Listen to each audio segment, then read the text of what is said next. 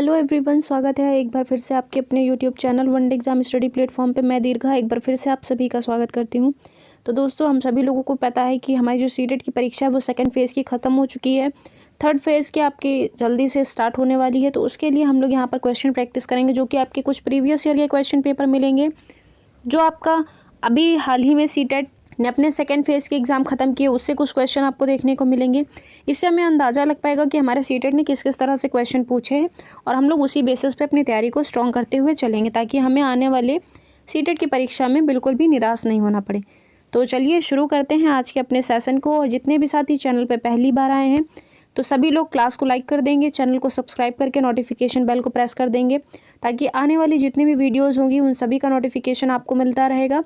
और इसी के साथ सभी लोग एक बार जल्दी से क्लास को शेयर कर देंगे लोगों तक, ताकि और भी लोग जो है वो आपके साथ कनेक्ट हो सकें। तो चलिए शुरू करते हैं आज के अपने सेशन को और देखते हैं पहला क्वेश्चन क्या कह रहा है। ब्रेड, अनाज, चावल और पास्ता समूह डैश किसका अच्छा स्रोत है।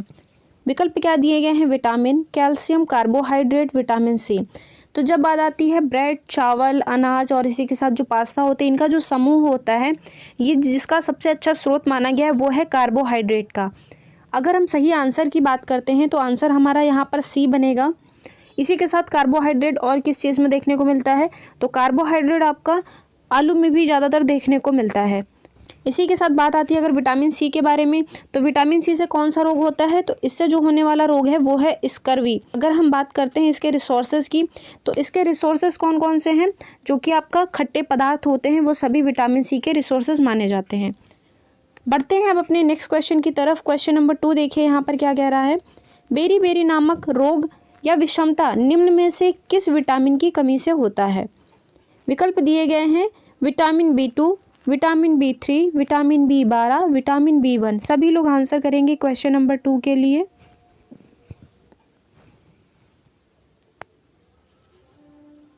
तो यहाँ पर सही आंसर क्या बन जाएगा, ये बनेगा लास्ट वाला, यानी कि डी, विटामिन B1। पढ़ते हैं नेक्स्ट क्वेश्चन की तरफ। क्वेश्चन नंबर 3 देखिए क्या कह रहा है। निम्नलिखित में से कौन सा परजीवी पौधा है। अब आपसे सीटेट की परीक्षा में परजीवी पौधे को लेकर के भी क्वेश्चन बनते हैं।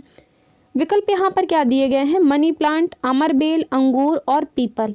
आंसर करेंगे सभी लोग क्वेश्चन नंबर 3 के लिए कि ऐसा कौन सा परजीवी पौधा है। हमें विकल्पों के अनुसार अपने आंसर को देना है। और सभी लोग एक बार जल्दी से क्लास को लाइक कर देंगे और लोगों तक शेयर भी करेंगे, ताकि और भी लोग जल्दी से जुड़ें। तो अगर हम बात करते हैं क्वेश्चन नंबर 3 के सही आंसर की, तो इसका राइट आंसर बनेगा बी वाला, यानी कि अमरबेल जो होता है, जिसे हम लोग कसकुटा के नाम से भी जानते हैं। ज़रूरी नहीं है कि CBSE आपका जो है अमरबेल लिख करके ही दे, हमें कसकुटा भी याद रखना पड़ेगा। तो आंसर हमारा यहाँ पर बी वाला बनेगा। बढ़ते हैं अब अपने नेक्स्ट क्वेश्चन की तरफ। क्वेश्चन नंबर 4 देखिए क्या कह रहा है। रेशम कीट के पालन के लिए निम्नलिखित में से किस पौधे का उपयोग नहीं किया जाता है। विकल्प दिए गए हैं। सागौन, कैस्टर, सहतूत और ओक। जल्दी से आंसर करेंगे सभी लोग क्वेश्चन नंबर 4 के लिए भी, कि जो आपका रेशम कीट का पालन है ये किस पौधे पर नहीं होता है। साथ ही अगर बात करते हैं रेशम कीट पालन की, तो इसका जो पालन होता है वो क्या कहलाता है, सेरीकल्चर कहलाता है। साथ ही जो आपका रेशम कीट होता है ये अपनी मादा को उसकी सुगंध के द्वारा पहचान लेता है। तो यहाँ पर जब बात करते हैं क्वेश्चन नंबर 4 के सही आंसर की, तो जो आपका रेशम कीट पालन होता है ये जिस पौधे पर नहीं किया जाता है वो है आपका सागौन का वृक्ष। तो आंसर यहाँ पर ए वाला बन जाएगा, जो कि बिल्कुल करेक्ट है। मूव करते हैं अपने नेक्स्ट क्वेश्चन की तरफ। क्वेश्चन नंबर 5 देखिए क्या कह रहा है। निम्नलिखित में से किसे हमारे देश में आने वाले व्यापारी दक्षिण अमेरिका से हमारे देश में लाए थे। विकल्प क्या दिए गए हैं। मिर्च, भिंडी, पत्ता गोभी, फूल गोभी। सभी लोग आंसर करेंगे।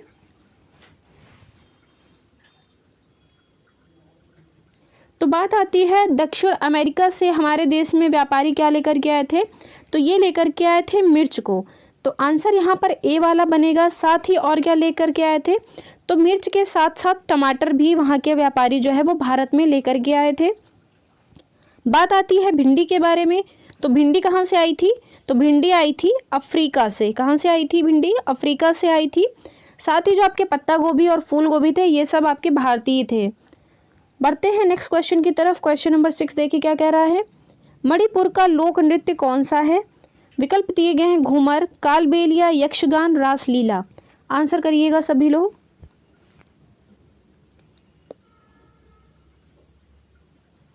तो देखिए यहाँ पर क्या पूछा गया है, मणिपुर का लोक नृत्य। ये क्वेश्चन आपका सीटेट की परीक्षा में पूछा गया है, जो अभी आपकी परीक्षा यहाँ पर सेकेंड फेज वाली खत्म हुई है। तो ये जो नृत्य है ये है रासलीला, मणिपुर का नृत्य। साथ ही अगर बात आती है घूमर की, तो घूमर कहाँ का है, तो ये है राजस्थान का। इसी के साथ जो कालबेलिया है ये भी राजस्थान का है। बात आती है अगर कालबेलिया के बारे में, तो कालबेलिया एक जनजाति है जो कि राजस्थान में पाली जिले के अंदर निवास करती है। और ये जो जनजाति होती है ये सांप को लेकर के प्रसिद्ध है, जो कि सांप का पालन करती है। इसी के साथ बात आती है यक्षगान को लेकर के, तो यक्षगान एक लोकगीत भी है, इसी के साथ वो नृत्य भी है, जो कि कहाँ का है, तो ये है आपके कर्नाटका का। कहाँ का है, कर्नाटक का है ये। तो आप लोग इसको याद रखिएगा।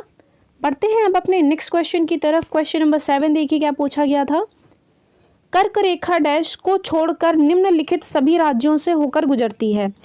विकल्प क्या दिए गए यहाँ पर, मध्य प्रदेश, पश्चिम बंगाल, नागालैंड और झारखंड। तो बात करते हैं अगर कर्क रेखा के बारे में, तो ये जिस राज्य से होकर के नहीं गुजरी है वो है नागालैंड। तो आंसर यहाँ पर तीसरा वाला बनेगा।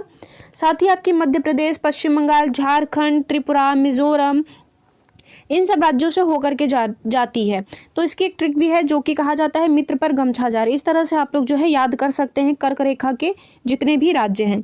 इसी के साथ जब बात आती है देशों को लेकर के, तो कर्क रेखा जो होती है वो कितने देशों से होकर के जाती है, तो ये जाती है 17 देशों से गुजर करके। तो आप लोग इसको याद रखिएगा। इसी के साथ अगर राज्य पूछता है तो राज्य हैं आपके 8, तो 8 राज्यों से ये जो है होकर के गुजरती है। बढ़ते हैं नेक्स्ट क्वेश्चन की तरफ। क्वेश्चन नंबर 8 देखिए क्या कह रहा है। पर्यावरण अध्ययन की कक्षा में विद्यार्थियों को अवसर मिलता है किस चीज़ का, परिभाषा सीखने का, अवधारणाओं का कथन देने का, वर्णन करने का, प्रश्न पूछने का। सभी लोग आंसर करेंगे कि पर्यावरण अध्ययन की जो कक्षा होती है उसके अंदर विद्यार्थियों को किस चीज़ के अवसर मिलते हैं।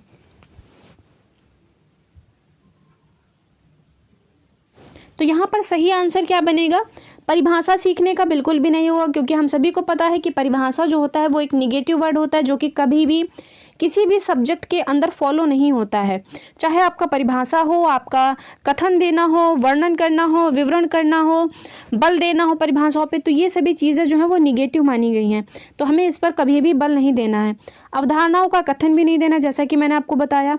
वर्णन करने का ये भी मैंने आपको बता दिया, तो ये भी गलत है।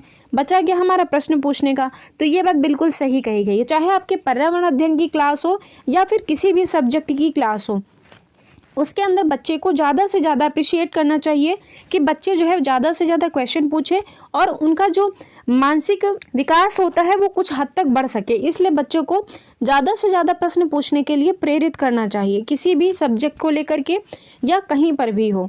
तो आंसर यहाँ पर डी वाला ही बनेगा, जो कि बिल्कुल सही है। बढ़ते हैं नेक्स्ट क्वेश्चन की तरफ। क्वेश्चन नंबर 9 देखिए क्या कह रहा है। प्राथमिक स्तर पर ईवीएस की थीम आपस में संबंध है एवं अंतः संबंधित है, किस लिए। विकल्प क्या दिए गए यहाँ पर, ईवीएस का विषय पर आधारित स्वरूप, ईवीएस का अनुशासनीय स्वरूप, ईवीएस का एकल विषय स्वरूप, ईवीएस का एकीकृत स्वरूप। आंसर करेंगे सभी लोग क्वेश्चन नंबर 9 के लिए, बताएंगे कि इसका सही आंसर क्या बनेगा। और एक चीज़ आपको और बता देते हैं, आप लोग थीम को बहुत ही अच्छे से पढ़ करके जाइएगा, क्योंकि आपके सीटेट की परीक्षा में थीम से रिलेटेड आपका क्वेश्चन जरूर बनता है। तो आप लोग उसको अच्छे से पढ़ लीजिएगा ताकि आपका क्वेश्चन जो है वो गलत ना हो सके, ठीक है। अब आते हैं अपने क्वेश्चन के ऊपर। क्वेश्चन क्या कह रहा है कि प्राथमिक स्तर पर ईवीएस की थीम आपस में संबंध एवं अंतः संबंधित है, किस लिए। तो ईवीएस का जो विषय है उस पर आधारित स्वरूप बिल्कुल भी नहीं है थीम का। ईवीएस का अनुशासनीय स्वरूप, कभी भी कहीं पे भी ईवीएस, चाहे आपका ईवीएस सब्जेक्ट हो, मैथ हो, साइंस हो, कुछ भी हो, वहाँ पर अनुशासनीय स्वरूप कभी भी नहीं रहता है किसी सब्जेक्ट का। विकल्प दिया गया है सी वाला कि ईवीएस जो होती है वो एकल विषय स्वरूप है। तो ईवीएस जो होती है आपके एकल विषय स्वरूप नहीं, बल्कि ये 3 सब्जेक्टों का मिश्रण है। जैसे कि आपकी ईवीएस हो गई, साइंस हो गई, और इसी के साथ आपकी जो सोशल साइंस होती है, यानी कि जैसे ज्योग्राफी वगैरह जो होती है, वो सभी आपकी ईवीएस के अंदर ही इंक्लूड करके बच्चों को पढ़ाई जाती है, उसकी शिक्षा दी जाती है। तो चौथा ऑप्शन ये कह रहा है कि ईवीएस का एकीकृत स्वरूप, तो ये बिल्कुल सही होगा। आंसर हमारा डी वाला ही बनेगा, क्योंकि ईवीएस की जो प्रकृति है वो एकीकृत प्रकृति है। अगर आपको कहीं पे भी देखने को मिलता है, चाहे वो ईवीएस की हो, मैथ की हो, या फिर आपकी सोशल साइंस की हो, या फिर साइंस की, तो इनकी जो प्रकृति होती है ये एकीकृत प्रकृति होती है, क्योंकि इसके अंदर सब्जेक्टों को रिलेट करके बच्चों को पढ़ाया जाता है, ताकि बच्चे जो है उनके ऊपर बोझ ना पड़े पाठ्यक्रम का। तो इसलिए जो है वहाँ पर एकीकृत स्वरूप रखा गया है सभी सब्जेक्टों का। तो आंसर यहाँ पर डी वाला बनेगा। बढ़ते हैं अब अपने नेक्स्ट क्वेश्चन की तरफ। क्वेश्चन नंबर 10 देखिए यहाँ पर क्या कह रहा है। नाग गुम्फन डिज़ाइन किस राज्य की चित्रकारी है? विकल्प दिए गए हैं महाराष्ट्र, उड़ीसा, आंध्र प्रदेश और कर्नाटक। जल्दी से सभी लोग आंसर करेंगे कि जो नाग गुम्फन डिज़ाइन है ये किस राज्य की चित्रकारी है।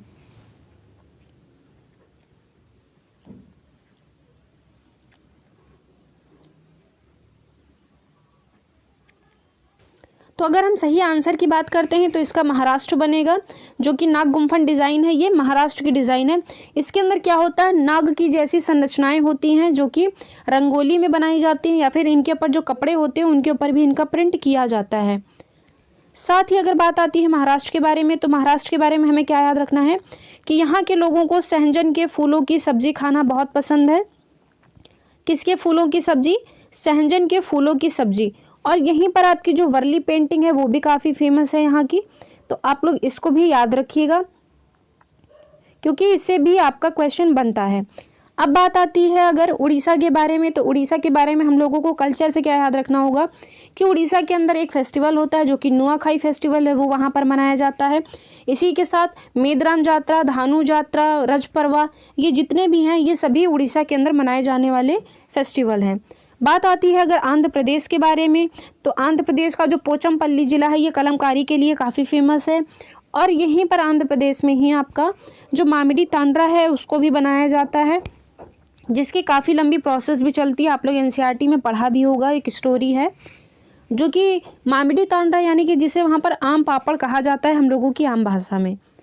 तो ये भी जो है आंध्र प्रदेश से रिलेटेड है। इसी के साथ कर्नाटक की बात आती है, तो कर्नाटक में क्या चीज़ याद रखनी है कि जहाँ का यक्षगान लोक नृत्य है, इसी के साथ डुल्लू कुनिथा करके एक है। तो ये जो चीज़ें हैं ये सभी कर्नाटक राज्य से संबंधित हैं। तो आप लोग इसको याद करिएगा। हो सकता है सीटेट जो है इससे क्वेश्चन बना के रख दे, क्योंकि काफ़ी सारे सीटेट ने अब ईवीएस से बाहर से क्वेश्चन उठा करके रखे हैं। बढ़ते हैं अब अपने नेक्स्ट क्वेश्चन की तरफ। क्वेश्चन नंबर 11 देखिए क्या कह रहा है। मलयालम भाषा में पिता के छोटे भाई को क्या कहा जाता है? मतलब पिता के छोटे भाई यानी कि हमारे चाचा लगेंगे, तो उन्हें वहाँ पर मलयालम भाषा में क्या कहा जाता है? विकल्प दिए गए हैं चाचा, कुंजम्मा, चितपन और अचन।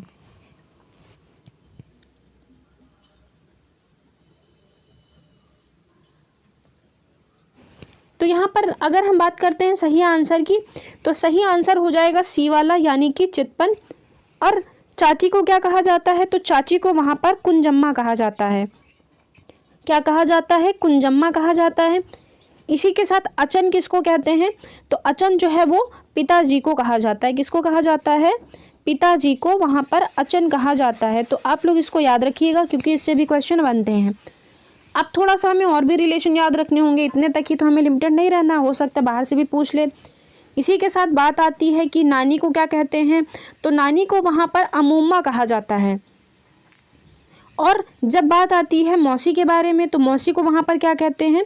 तो मौसी को वहाँ पर वली अम्मा कहा जाता है, यानी कि माँ की सिस्टर जो होंगी वो वहाँ पर वली अम्मा कहलाएंगी, और नानी जो होंगी वो अमूम्मा कहलाएंगी, और इसी के साथ जो बुआ होंगी वो सहोदरी कहलाएंगी। तो ये सब चीज़ें आप लोग याद रखिएगा। बढ़ते हैं अब अपने नेक्स्ट क्वेश्चन की तरफ। क्वेश्चन नंबर 12 देखिए क्या कह रहा है।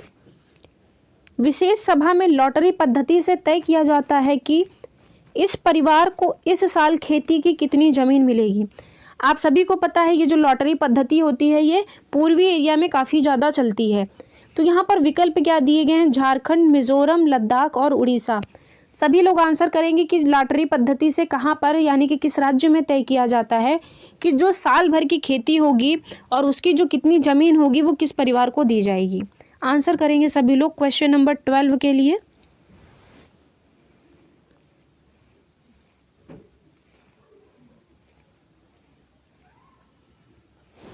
तो इसका जो सही आंसर बनेगा वो मिजोरम बन जाएगा। ठीक है। अगर बात आती है मिजोरम के बारे में, तो मिजोरम के अंदर खेती कौन सी होती है? तो यहाँ पर झूम खेती की जाती है। इसका नाम क्या है? झूम खेती।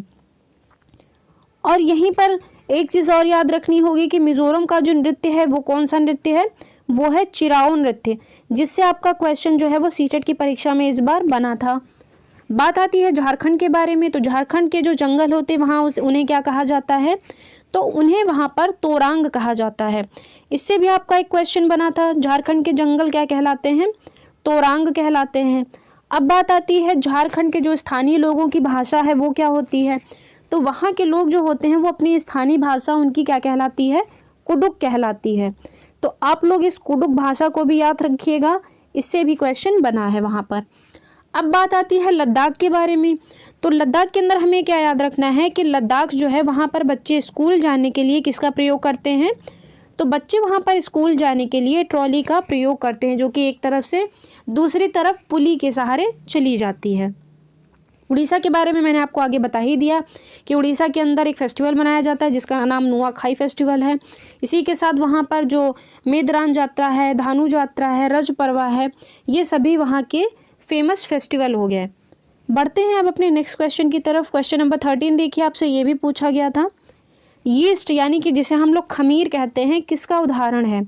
आप सभी लोग देखते होंगे जो आपकी ब्रेड होती है या फिर जो आपकी तंदूरी रोटी होती है, ये जो चीज़ें होती हैं ये सभी एक दिन पहले आटे में सान करके उससे खमीर उठाया जाता है, ताकि नेक्स्ट डे जब कोई चीज़ बनानी हो तो वो एकदम स्पंजी टाइप हो सके। तो खमीर का मतलब यही होता है, खमीर उठाने के लिए वहाँ पर चीज़ों को स्पंजी कर दिया जाता है।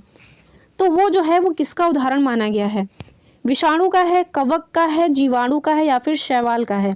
सभी लोग आंसर करेंगे कि जो आपका यीस्ट है ये किसका उदाहरण है।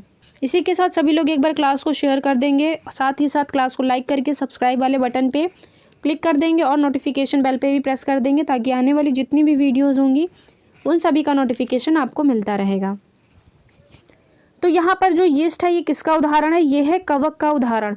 आंसर यहाँ पर दूसरा वाला सही हो जाएगा बिल्कुल। बढ़ते हैं नेक्स्ट क्वेश्चन की तरफ। क्वेश्चन नंबर 14 देखिए, यह भी आपका सीटेट की परीक्षा में क्वेश्चन पूछा जा चुका है। कह रहा है कि बांस से बने घर कहाँ पर होते हैं। विकल्प दिया गया है गुजरात, हरियाणा, केरल और असम।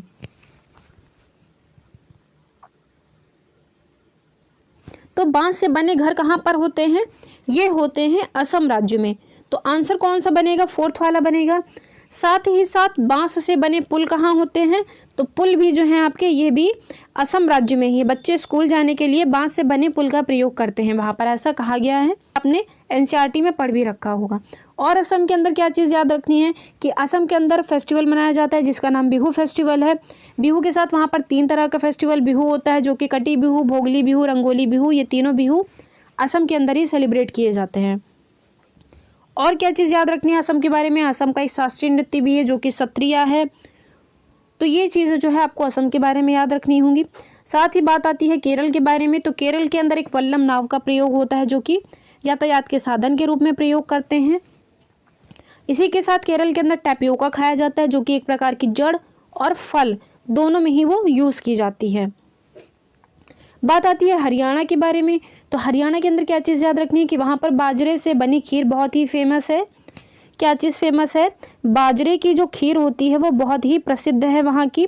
साथ ही वहाँ पर कल्चर से क्या चीज़ एक याद रखनी पड़ेगी कि यहाँ का जो सूरज कुंड मेला है वो बहुत ही फेमस मेला है। कौन सा मेला है, सूरज कुंड का मेला, जो कि वहाँ का काफ़ी फेमस है। तो आप लोग इसको भी याद रखिएगा।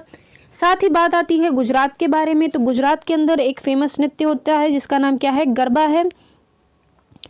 साथ ही साथ गुजरात के अंदर एक चीज़ और याद रखनी होगी। बात करते हैं अगर गुजरात में बच्चे स्कूल जाने के लिए किसका प्रयोग करते हैं, तो वहाँ पर जुगाड़ गाड़ी का प्रयोग किया जाता है। और क्या चीज़ याद रखनी है, गुजरात के अंदर आपको रेलवे स्टेशन पर अधिकतर लोग क्या बेचते हुए दिखाई देंगे, जो कि आपका सीटेट में एक क्वेश्चन पूछा गया था इस तरह से। तो वहाँ पर आपको ज़्यादातर लोग क्या बेचते हुए मिलेंगे, वो बेचते मिलेंगे आपको ढोकला, जो कि वहाँ का पारंपरिक फूड भी है एक तरह से। तो इतनी चीज़ें आप लोगों को यहाँ पर याद रखनी होंगी। मैंने चारों विकल्प आपके एकदम अच्छे से डिफाइन कर दिए हैं। बढ़ते हैं अब अपने नेक्स्ट क्वेश्चन की तरफ। क्वेश्चन नंबर 15 देखिए क्या कह रहा है। चीन के व्यापारी भारत में क्या चीज़ लेकर के आए थे। विकल्प दिए गए हैं सोयाबीन, टमाटर, आलू और भिंडी। तो सभी लोगों को बताना है कि चीन के व्यापारी जो थे वो भारत में क्या चीज़ लेकर के आए थे।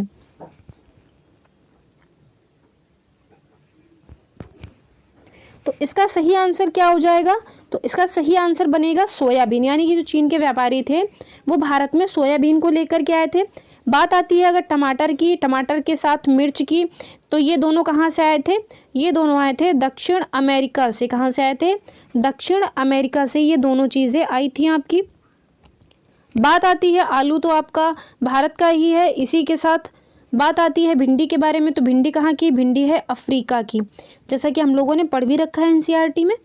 बढ़ते हैं अब अपने नेक्स्ट क्वेश्चन की तरफ। क्वेश्चन नंबर 16 क्या कह रहा है? हम पहाड़ी इलाके में रहते हैं, यहाँ दूर दूर तक ऊबड़ खाबड़ पथरीले रास्ते हैं, हम तो भागते हुए पहाड़ी रास्ते पार कर जाते हैं, का वर्णन किस राज्य के लिए किया गया है? मैंने आपको कई बार इसका रिवीजन करवाया, लगभग 20 से 25 बार मैंने इस क्वेश्चन का रिवीजन करवाया है, तो सभी को ये क्वेश्चन याद हो चुका होगा अच्छे से। विकल्प क्या दिए गए यहाँ पर? उड़ीसा, राजस्थान, गुजरात और उत्तराखंड।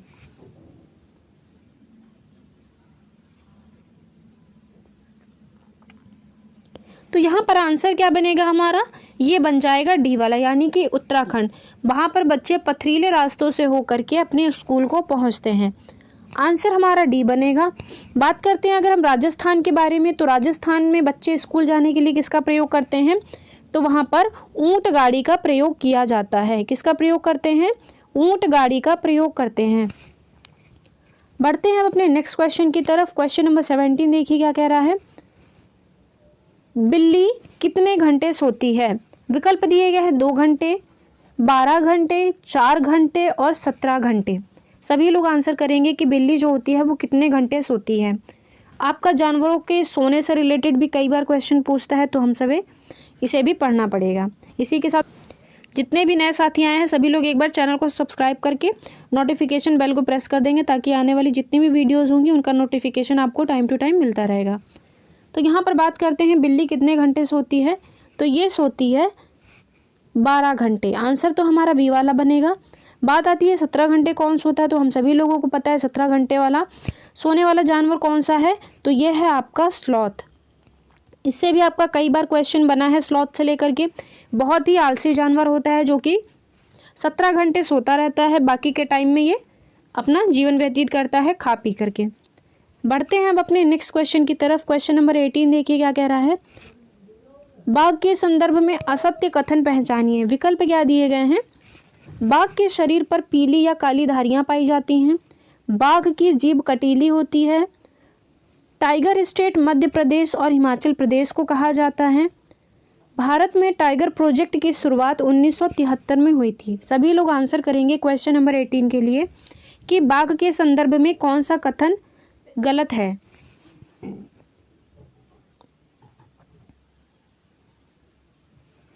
तो यहाँ पर बात करते हैं अगर हम असत्य कथन की, कह रहा है कि बाघ के शरीर पर पीली या काली धारियां पाई जाती हैं, ये बात बिल्कुल सही बताई गई है। वहाँ पर बाघ की जीभ कटीली होती है, ये भी सही है। सी कह रहा है कि टाइगर स्टेट मध्य प्रदेश और हिमाचल प्रदेश को कहा जाता है, तो मध्य प्रदेश ठीक है लेकिन हिमाचल प्रदेश को नहीं कहा जाता है। डी कह रहा है कि भारत में टाइगर प्रोजेक्ट की शुरुआत 1973 में हुई थी, तो ये बात भी बिल्कुल सही है। तो आंसर यहाँ पर सी वाला बन जाएगा, जो कि बिल्कुल करेक्ट दिया हुआ है। और बाघ के गुर्राने की आवाज़ आप सभी लोग 3 किलोमीटर दूर से भी सुन सकते हैं, इतनी तेज़ उसके गुर्राने की आवाज़ होती है। और साथ ही साथ बाघ आपका जो होता है ये अपने मूत्र के द्वारा अपने क्षेत्र को चिन्हित करता है। साथ ही जो आपका डॉग होता है ये भी मूत्र के द्वारा ही अपने क्षेत्र को चिन्हित करता है। साथ ही बाघ के बारे में और क्या चीज़ याद रखनी है कि बाघ जो होता है ये पत्तियों के खड़खड़ाहट की आवाज़ और किसी भी जानवर के चलने की आवाज़ में डिफरेंस कर सकता है। तो आप लोग सोच सकते होंगे कि इसके सुनने की जो क्षमता है वो कितनी ज़्यादा स्ट्रांग हो सकती है। तो ये सारे कथन जो हैं ये बाघ के बारे में आपका एनसीईआरटी में गिवन है। जिसने भी अभी तक एनसीईआरटी नहीं पढ़ी है, जिसका भी पेपर अभी नहीं हुआ है, तो उन लोगों के पास टाइम है कि वो लोग एक बार सरसरी निगाह से अपनी एनसीईआरटी को पढ़ सकते हैं। बढ़ते हैं हम अपने नेक्स्ट क्वेश्चन की तरफ। क्वेश्चन नंबर 19 देखिए क्या कह रहा है? कहाँ के लोग पानी में यात्रा करने के लिए फेरी का प्रयोग करते हैं? विकल्प क्या दिए गए? हिमाचल प्रदेश, लद्दाख, उत्तराखंड और केरल। सभी लोग आंसर करेंगे क्वेश्चन नंबर 19 के लिए जल्दी से। इसका सही आंसर क्या बनेगा? तो इसका सही आंसर डी वाला बनेगा। सिंपल सी बात है, मैंने आपको कई बार बताया भी है कि फेरी का प्रयोग जो है वो केरल में किया जाता है। इसी के साथ वल्लम नाव जो होती है इसका प्रयोग भी केरल में ही किया जाता है। साथ ही केरल के बारे में यहाँ के नृत्य आपको याद रखने पड़ेंगे, क्योंकि नृत्य से रिलेटेड भी क्वेश्चन बन रहे हैं। तो केरल का जो शास्त्रीय नृत्य है वो है कथकली। इसी के साथ जो मोहिनीअट्टम है वो भी आपका यहीं केरल में ही किया जाता है। तो ये चीज़ें आप लोग याद रखिएगा। बात करते हैं अगर हिमाचल प्रदेश के बारे में, तो हिमाचल प्रदेश के घर कैसे बने होते हैं, तो ये बने होते हैं पत्थर और साथ ही जो लकड़ी के तने होते हैं वहाँ से इन घरों को बनाया जाता है। लद्दाख के बारे में मैंने आपको बता ही दिया कि लद्दाख के अंदर आपकी एक चंगप्पा जनजाति होती है, वो भी आपकी लद्दाख में ही निवास करती है। बढ़ते हैं अब अपने नेक्स्ट क्वेश्चन की तरफ, जो कि आज का हमारा लास्ट क्वेश्चन होगा। क्वेश्चन नंबर 20 देखिए यहाँ पर क्या कह रहा है कि लाइकेन किसका सूचक है। विकल्प दिए गए हैं जल प्रदूषण का, वायु प्रदूषण का, मृदा प्रदूषण का, इनमें से सभी। जल्दी से आंसर करेंगे सभी लोग कि लाइकेन जो है वो किसका सूचक है।